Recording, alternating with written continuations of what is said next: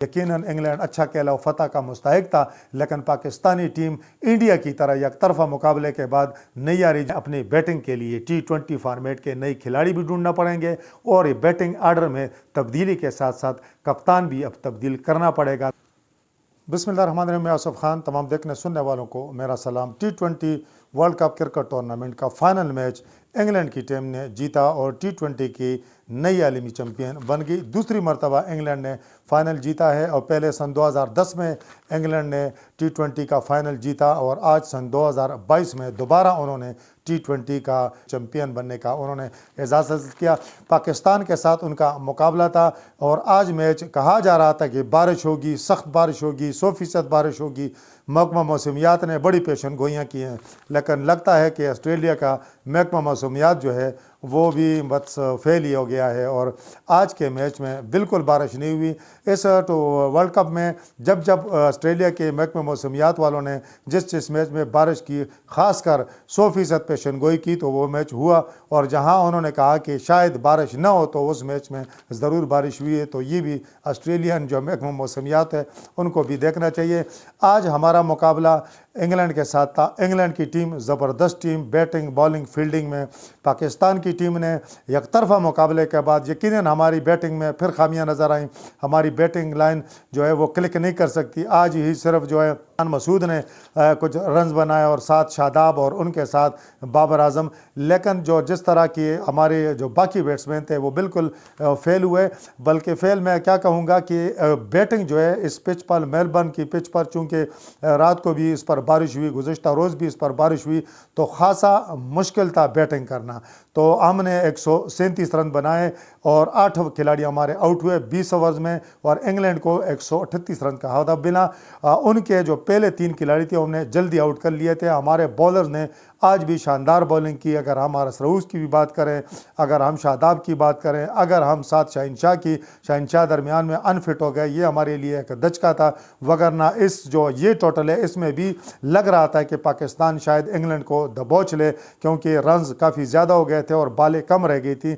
लेकिन शहनशाह जो है वो बिल्कुल जो उन्होंने अपना तीसरा ओवर जब करा रहे थे तो अनफिट हुए और ये पाकिस्तानी टीम के लिए एक दचका साबित हुआ। वो जो ओवर जो था वो फिर इफ्तिखार ने पूरा किया और उस ओवर में इफ्तिखार ने कोई 16-18 रन दिया, जिसकी वजह से पाकिस्तानी टीम नाकामी से दो चार हुई। बहरहाल सिर्फ इस ओवर की बात नहीं है, आज हमारी बैटिंग लाइन नाकाम हुई। रिजवान पहले आउट हुए, उनकी बैड लक की इस वर्ल्ड कप में 3 दफ़ा वो बैट से गेंद लेकर टच होकर विकेटों पे लगी है, तो ये एक उसको बैड लकी कह सकते हैं। आज हमारा जो हारिस भी नहीं चला, आज इफ्तिखार भी नहीं चला, आज साथ जो हमारे नवाज भी नहीं चला। मतलब उस तक के कोई जिस तरह वो रन्स करते हैं इस तरह उनसे रन्स हो नहीं सके, जिसकी वजह से हम कोई बड़ा टोटल करने में कामयाब नहीं हो सके। मैं कहूँगा कि हमारी जो टीम मैनेजमेंट है, स्पेशली कोच, कप्तान, उनको भी इस हवाले से सोचना चाहिए विकेट को देख के, क्योंकि अगर आज हमारी पहले बैटिंग थी तो पहले बैटिंग में विकेट खासी मुश्किल थी और स्पेशली आउटफील्ड जो है वो काफ़ी स्लो थी। दूसरे बैटिंग में आउटफील्ड भी काफ़ी उसने गुजारा कर लिया। हम तो ये सोच रहे थे कि सारा ये वर्ल्ड कप था, ये 1992 के आलमी कप का एक्शन रिप्ले लग रहा था, लेकिन फाइनल जो है इंग्लैंड ज़रूर थी फाइनल में, लेकिन वो एक्शन रिप्ले नहीं हुआ और हम शायद हमारे खिलाड़ी वो एक्शन रिप्ले समझ के ही है शायद कोई ढीले हो गए थे, सुस्त हो गए थे, लेकिन इस तरह हुआ नहीं। इंग्लैंड ने बेहतरीन बैटिंग की, बेहतरीन बॉलिंग के ज़रिए पहले तो हमारे बैट्समैनों को कंटेन किया, 137 रन से आगे नहीं जाने दिया, और बाद में उनके बैट्समैनों ने जिस तरह उनको बैट्समैनों को हमारे बॉलर ने भी खुलकर खेलने का मौका नहीं दिया। उन्होंने ज़रूर जो पहले 6 ओवर हैं उसका सही फ़ायदा उठाया, लेकिन बाद में बेन स्टोक्स ने 50 बनाई और उसकी फतह में अपनी टीम की कलीदी किरदार अदा किया, लेकिन 49 गेंदों पर उन्होंने 53 रन बनाए, नॉट आउट रहे। साथ जो है उनके आज उनके फास्ट बॉलर करन ने आज 3 खिलाड़ी आउट की, 4 ओवर में उन्होंने सिर्फ 12 रन दिए, तो ये उनकी एक शानदार बॉलिंग थी। और यकीनन इंग्लैंड अच्छा खेला, फतह का मुस्तहिक था, लेकिन पाकिस्तानी टीम इंडिया की तरह एकतरफा मुकाबले के बाद नहीं आ रही। जिस तरह इंग्लैंड ने इंडिया के खिलाफ मैच 170 का हदफ जो है वो बगैर किसी नुकसान के पूरा किया था, तो आज पाकिस्तान के खिलाफ ऐसा कोई सीन नहीं था। हमने उनको बिल्कुल रन्स बनाने नहीं दिया, 19 ओवर में जाके उन्होंने ये टोटल हासिल किया, तो शानदार कांटेदार मुकाबला हुआ और तब ही जीत जो है इंग्लैंड का मुकद्दर बनी। हमारी टीम वर्ल्ड कप के फाइनल में पहुंची, ये बड़ी बात है। इंडिया जैसी टीम बाहर हुई, साउथ अफ्रीका बाहर हुई, ऑस्ट्रेलिया बाहर हुई और अच्छी टीमें बाहर हुई।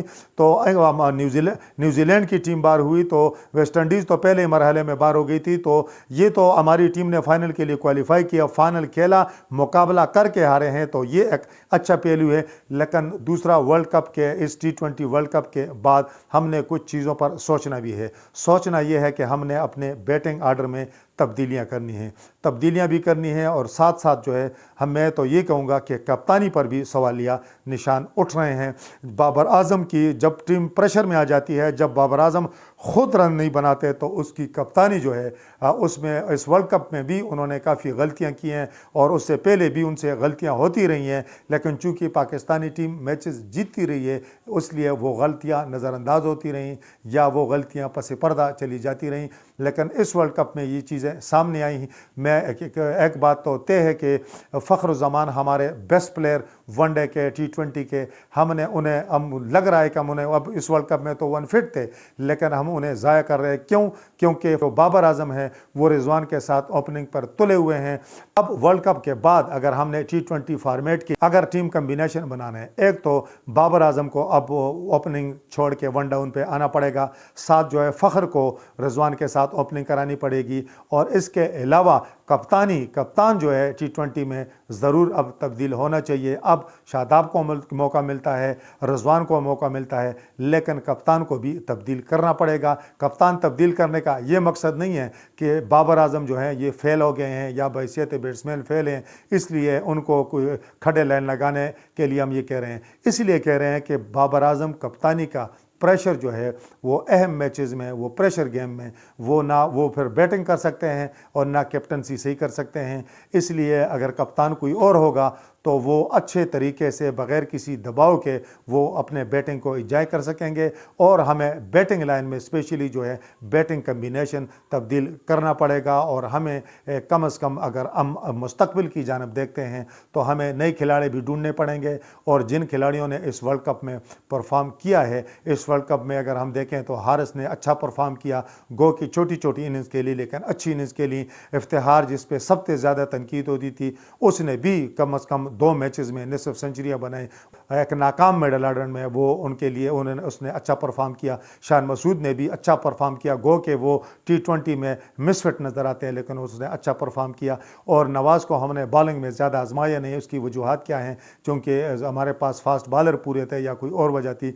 बहरहाल हमारे बॉलर जो हैं उन्होंने पाकिस्तान की टीम की हर मैच में लाज रखी है और अपनी बॉलिंग से मैचेस जितवाए हैं। तो बॉलिंग में तो इस तरह कोई मसला नहीं है। अपनी बैटिंग के लिए T20 फॉर्मेट के नए खिलाड़ी भी ढूंढना पड़ेंगे, और ये बैटिंग आर्डर में तब्दीली के साथ साथ कप्तान भी अब तब्दील करना पड़ेगा, ताकि जो मुस्तकबिल में हमारे मैचेस हैं इसके लिए टीम नए जज्बे के साथ, नए क़ियादत में और नए बैटिंग कम्बिनेशन के साथ मैदान में उतरे। तो हम मुश्किल दौर से गुजर रहे हैं, ये मुश्किल दौर भी ख़त्म हो और हमारी टीम एक नए जज्बे से कामयाबियाँ समेट सके। इस वक्त तक के लिए इतना ही। अल्लाह हाफ़िज़।